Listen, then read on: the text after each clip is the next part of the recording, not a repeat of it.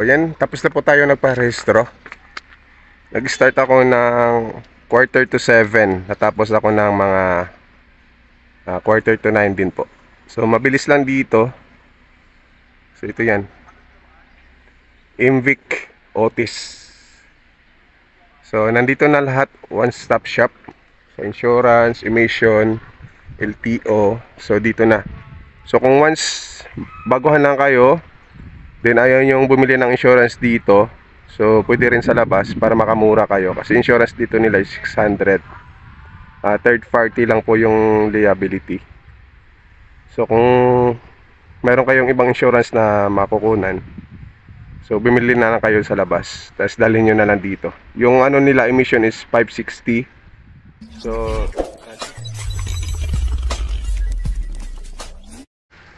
ito po yung pwesto ng LTO dito.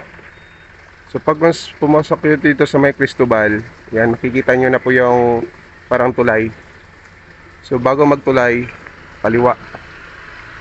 Yan, ito yun. Pasok kayo dyan. So hanggang dun sa dulo.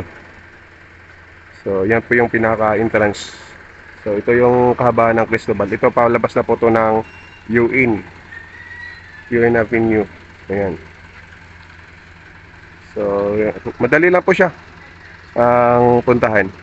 So kung galing kayo ng Quirino, ayan, kakanan kayo doon o kakaliwa kayo, kakanan kayo sa may Quirino Extension papuntang Otis. Tapos ano pa kayo, diyan po sir, pasok po kayo dyan. So ayan, so nagpasan nyo po yung UN Avenue, tawid kayo papunta dito sa Cristobal. So hanggang dulo. Ayan. So makikita nyo naman po yan, may tulay na po dyan, oh. May pumping station. So bago makarating ng pumping station, kaliwa kayo. Papasok doon. So yan po yung ano, Imvic Otis. So napakadali lang pong magpa-register dito, mabilis lang. Kahit may top box yung mga motor niyo, okay, walang problema. Huwag niyo nang tanggalin. Yung motor ko naka MDL din, naka Pia horn na yan, may top box. So wala naman pong ano, hindi naman po, wala akong binayaran or pasado po ako sa emission nila. Po ito ditong Imvic Otis. So ito po yung UN, tsaka ano, pagka kanan kayo papuntang UN, pagkaliwa Guason Avenue. So ito na po yung ano, habaan ng highway pagkaling kayo doon sa may Cristobal. So dito kayo papasok. Yan.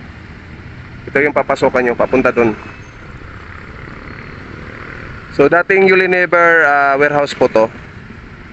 So ayun na po yung pinakalabasan. So tuloy-tuloy lang po kayo dun sa loob. So dito na tayo sa may MPIB o Mibic sa may Otis. So ang aga nila, expected ko dito na makapasok is 8. So wala pang 7. Nakapasok na ako. So ito na yung pila. So yan. So napakaganda nito, napakaluwag. Then may nag-a-assist talaga. So first step, cashier, yan. Bayad ka muna. Ayan. So may mga staff na po mag-assist. At tingnan nyo naman po yung loob. So Mibic Otis branch. So yan, nakabayad na ako 560. So once makabayad ka na, bibigyan ka ng tag. Yan, nakakabit mo lang, iwanan mo lang dito yan. Tapos ito yung maging ano mo, number 17 na ako. Tapos meron siya lang free na gas sa Shell lang exclusive. Yan. Pag naka-add ka sa page at naka-like ka sa page nila. So like nyo na lang po yung page nila. Imvic Otis branch. Yan po. So waiting na lang po ako for ano, stage 1 visual inspection. So ito yung stage 1. Stage 1 visual inspection, speed test and brake test. So kasama na yon, lights, yan, horn. So ayan si sir.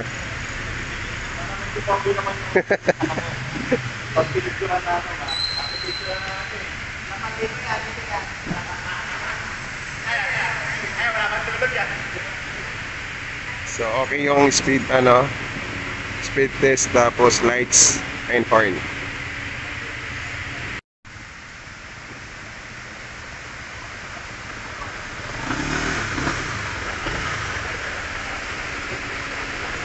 So brake naman tayo sa brake.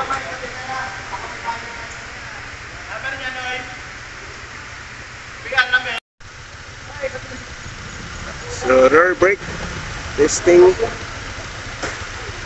Yung front brake okay na.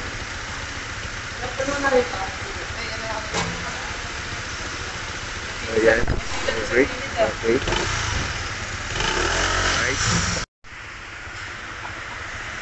Ayan, stage 2. Headlight, sounds, emission test. So meron yung projector ba tawag niya, sir? Projector. Emission na. Ito na tayo sa emission.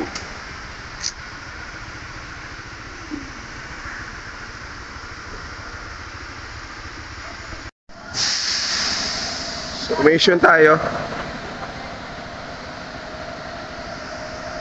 So napakababa lang.